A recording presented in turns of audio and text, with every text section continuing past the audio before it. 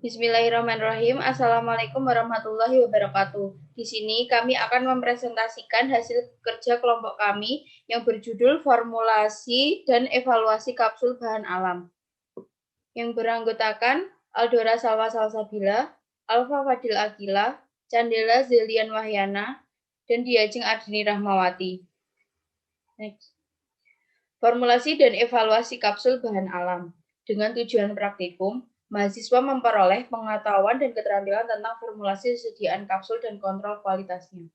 Dengan dasar teori, penggunaan obat herbal di Indonesia lebih dikenal sebagai jamu, telah diperkenalkan sejak dahulu dan hingga kini. Tanaman yang ada dapat dimanfaatkan untuk obat herbal yang mampu mengatasi berbagai penyakit. Kapsul adalah sediaan padat yang terdiri dari obat cangkang keras atau lunak yang dapat larut. Umumnya terbuat dari gelatin. Kapsul terdiri dari dua jenis, yaitu kapsul lunak dan keras. Bahan baku relatif sama, gelatin, pewarna, pengawet, opaquine agent, air. Kapsul lunak terbuat dari gelatin yang terplastisasi sehingga bersifat lebih elastis dibandingkan kapsul keras. Semua formulasi bahan yang akan diisikan ke dalam kapsul setidaknya harus memenuhi syarat. Di antaranya, yang pertama, dapat diisikan secara seragam ke dalam kapsul.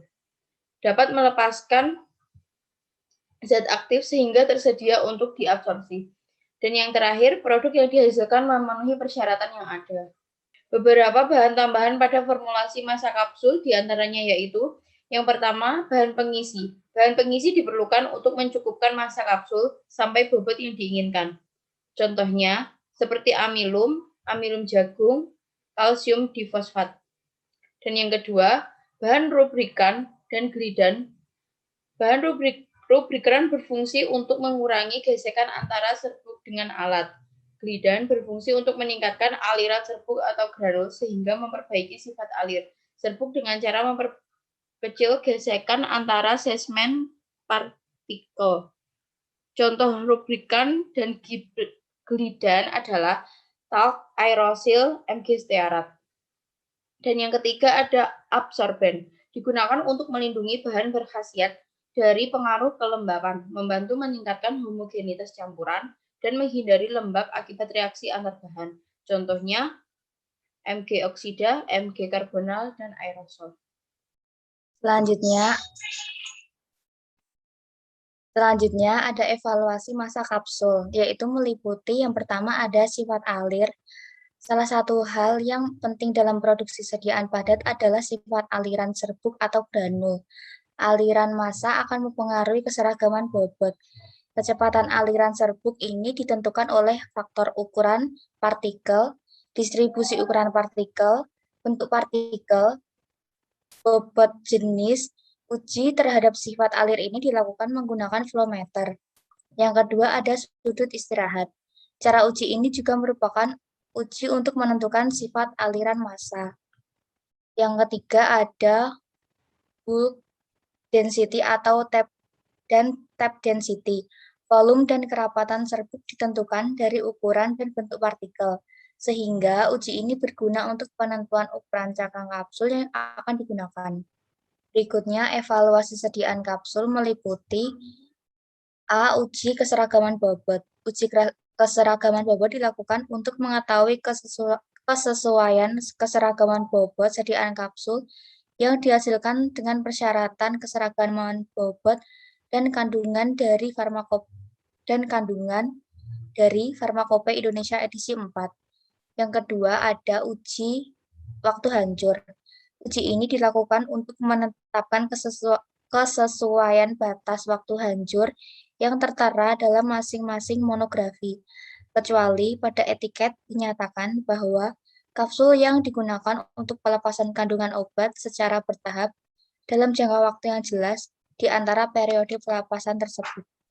Alat dan bahan. Alat yang pertama ada alat maserasi, lalu water bath, mortir dan stamper, oven, dan timbangan.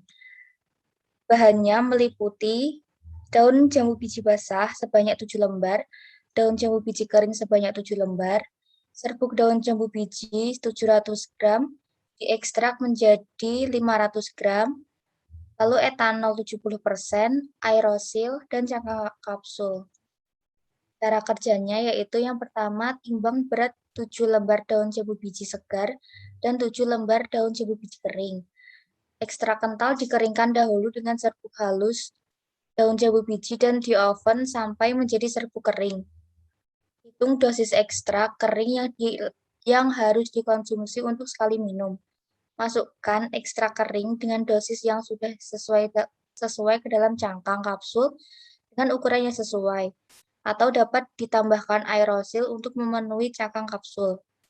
Yang terakhir, masukkan kapsul ke dalam wadah dan beri etiket aturan pemakaian. Apabila kapsul belum penuh, maka dapat ditambahi dengan bahan pengering aerosil dengan cara timbang satu kapsul dengan isi ekstrak kering dan catat beratnya menjadi gram.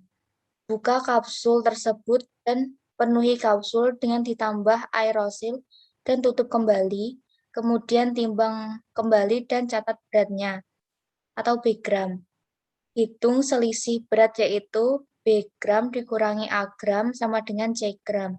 Jadi, aerosil yang ditambahkan pada ekstrak kering sebelum dimasukkan ke kapsul adalah C-gram dikali jumlah kapsul yang akan dibuat. Pembahasan daun jambu biji mampu mengatasi diare. Diare merupakan salah satu masalah kesehatan yang menjadi penyebab utama tingginya morbiditas dan mortalitas pada anak di negara berkembang. Penyakit diare disebabkan oleh mikroorganisme seperti bakteri, virus, dan protozoa. Secara empiris, daun jambu biji mampu mengobati penyakit diare. Hal ini dibuktikan secara ilmiah di mana daun jambu biji diketahui memiliki kandungan bahan aktif yang mampu mengobati penyakit diare. Daun jambu biji memiliki kandungan seperti tanin, flavonoid, guaverin, leucocyanidin, minyak atsiri, asam malat, damar, dan asam oksalat. Namun, kandungan metabolit sekunder dalam daun jambu biji yang mampu mengatasi diare adalah flavonoid, tanin, minyak atsiri, dan alkaloid yang memiliki efek farmakologis sebagai anti diare terutama pada penyakit diare yang disebabkan oleh bakteri. Karena khasiat yang dimilikinya, maka diformulasikan sediaan kapsul bahan alam dengan bahan aktif yang terbuat dari ekstrak daun jambu biji. Pada praktikum kali ini, dilakukan evaluasi terhadap kapsul yang sudah dibuat. Evaluasi terhadap kapsul ini berfungsi sebagai untuk menilai kualitas dari granul dan dapat dijadikan sebagai tolak ukur kelayakan suatu granul untuk dimasukkan ke dalam cangkang kapsul. Evaluasi kapsul yang dilakukan meliputi uji laju alir, sudut istirahat, indeks pengetapan atau bulk density. Yang pertama yaitu laju alir. Untuk sifat alir kapsul, parameter lain untuk menilai kualitas granul yang dihasilkan adalah sifat alir kapsul.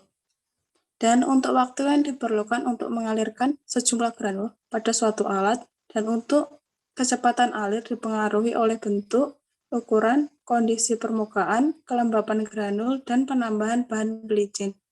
Kecepatan laju alir dipengaruhi oleh bentuk, ukuran, kondisi permukaan, kelembapan granul, dan penambahan bahan pelicin apabila granul mempunyai sifat alir yang baik. Jika kecepatan alirnya tidak kurang dari 10 gram per detik atau 100 gram granul, waktu alirnya tidak lebih dari 10 detik. Dari dilakukannya uji alir mendapatkan hasil pada replikasi 1 yaitu 7,66 detik, replikasi 2 8,12 detik, replikasi 3 7,83 detik, dan dapat dihitung rata-rata dengan hasil 7,87 detik. Yang B yaitu sudut istirahat. Sudut istirahat atau sudut diam yaitu sudut tetap yang terjadi antara timbunan partikel bentuk kerucut dengan bidang horizontal. Besar kecilnya sudut diam dipengaruhi oleh bentuk, ukuran, dan kelembapan granul. Bila sudut istirahat lebih kecil dari 25 derajat, biasanya menunjukkan bahwa bahan dapat mengalir besar atau sama dengan 40 derajat, biasanya daya mengalirnya kurang baik. Pada replikasi 1, terdapat sudut 34,30 derajat, replikasi 2, 36,31 derajat, replikasi 3, 34,51 derajat. Dan didapatkan hasil rata-rata yaitu 35, yang ketiga ada bulk density atau indeks pengetapan. Pengetapan merupakan penurunan volume sejumlah granul atau serbuk akibat hentakan dan getaran. Granul dengan 20% menunjukkan sifat alir yang baik. Indeks pengetapan dilakukan dengan mengamati perubahan volume sebelum dan sesudah pengetapan. Indeks pengetapan dilakukan dengan cara sebanyak 300 gram granul dimasukkan ke dalam gelas ukur. Data volume awal gelas ukur, kemudian diketuk-ketukkan sebanyak 300 kali hingga volume granul konstan. Dan didapat hasil pada replikasi 1 yaitu 16%, replikasi 2 yaitu 16%, replikasi 3 20%. Dan dapat dihitung rata-rata dan menghasilkan 17,3%. Yang selanjutnya perhitungan bahan dan dosis. Untuk dosis empiris 7 lembar daun jambu biji itu setara dengan ekstrak kental sebanyak 0,814 gram. Untuk ekstrak kental yang digunakan pada praktik ini adalah 7,5 gram. 7,5 gram ekstrak kental dapat dibuat menjadi 7,5 gram dibagi 0,814 gram sama dengan 9,213 dan dibulatkan menjadi 9 kali minum. Untuk jumlah ekstrak kering yang digunakan untuk 9 kali minum yaitu 9 dikali 0,814 gram itu didapatkan hasil 7,326 gram. Untuk ekstrak kering yang dihasilkan 0,53 gram, 11,53 gram dibagi 9 yaitu dihasilkan 1,28 gram untuk sekali minumnya dan bisa dijadikan 2-3 kapsul sekali minum. Evaluasi sediaan kapsul. Berikut merupakan tabel dari hasil evaluasi keseragaman bobot.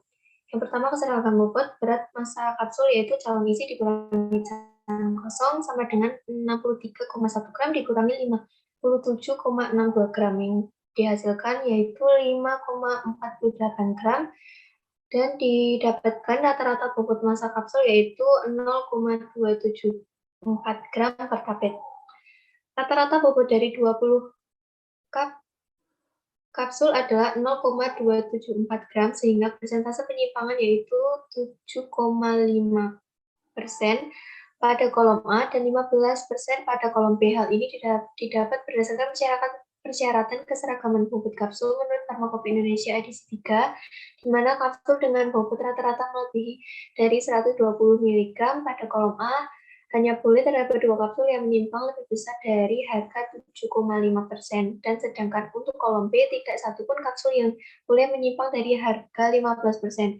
Berdasarkan hasil praktikum, tidak ditemukan penyimpangan baik dari kolom A maupun kolom B. Hal ini menunjukkan bahwa formula yang dibuat telah memenuhi kriteria untuk keseragaman bobot. Yang kedua, ada waktu hancur atau uji disintegrasi. Rata-rata waktu hancur dari 6 kapsul adalah 2,2 menit. Syarat uji waktu hancur menurut Farmakope Indonesia edisi 3 yaitu di bawah 15 menit. Untuk praktikum kali ini didapatkan waktu hancur dari ke-6 kapsul adalah 2,2 menit yang mana dalam praktikum ini kapsul memenuhi persyaratan. Kapsul akan memberikan efek terapi pada saat kapsul hancur dan menjadi partikel yang lebih kecil. Perubahan menjadi partikel kecil ini akan membuat isi kapsul mudah untuk diabsorpsi oleh tubuh dan memberikan efek terapi pada pasien. Kesimpulan, dari praktikum formulasi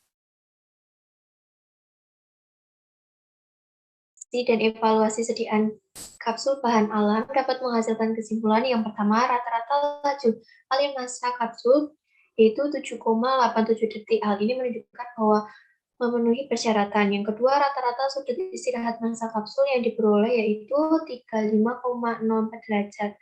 Hal ini menunjukkan bahwa memenuhi persyaratan. Yang ketiga, rata-rata persen indeks pengetatan massa kapsul yaitu 17,3%. Hal ini juga menunjukkan bahwa memenuhi persyaratan. Yang keempat, hasil dari uji keseragaman bobot sediaan kapsul, tidak ada satu kapsul pun yang menyimpang dari kolom A maupun kolom B. Hal ini menunjukkan bahwa telah memenuhi persyaratan. Yang terakhir, rata-rata waktu hancur sediaan kapsul dari ke-6 kapsul adalah 2,2 menit. Hal ini menunjukkan bahwa telah memenuhi persyaratan.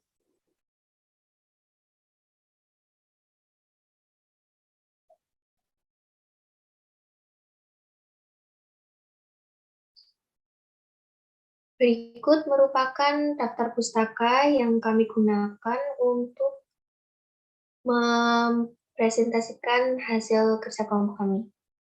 Sekian presentasi dari kelompok kami. Bila ada kesalahan kami mohon maaf. Wassalamualaikum warahmatullahi wabarakatuh.